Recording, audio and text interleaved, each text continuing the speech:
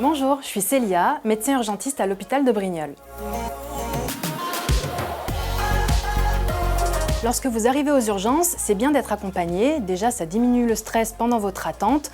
Ça permet, nous, d'avoir un correspondant à qui donner des nouvelles. Alors, nous ne pouvons pas accompagner notre proche aux urgences pour finalement plein de raisons qui peuvent paraître évidentes, mais qui à chaque fois sont un crève-cœur.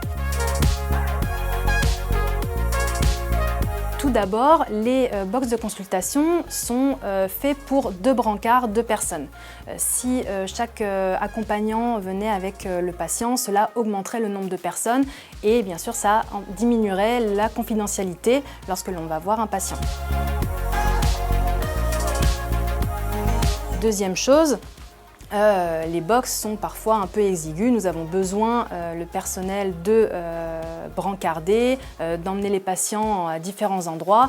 Et quand on augmente le nombre de personnes, ça empêche la bonne fluidité des parcours. Ensuite, ça augmente, le nombre de personnes augmente, ça augmente le risque d'infection.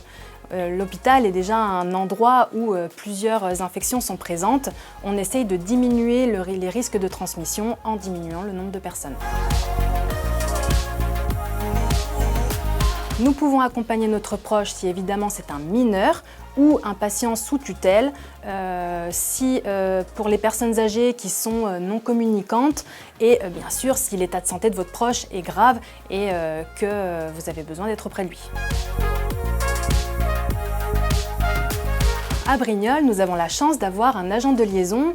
C'est un personnel soignant qui fait le lien entre l'intérieur des urgences et l'extérieur. C'est une personne qui permet de garder le dialogue entre les proches qui sont aux urgences et les proches qui sont en salle d'attente.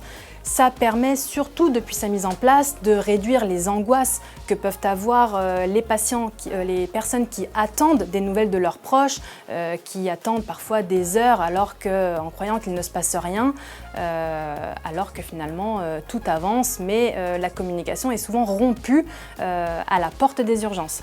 Donc c'est une personne qui est très importante pour vous comme pour nous. Ça permet aussi de décharger le médecin de venir régulièrement en salle d'attente pour donner des nouvelles. Ça nous permet d'être plus efficace et d'avancer la prise en charge plus rapidement. Comment on peut le joindre? Il est disponible physiquement, donc vous pouvez demander à l'agent d'accueil de le voir. Il fait régulièrement la navette entre l'extérieur et l'intérieur des urgences.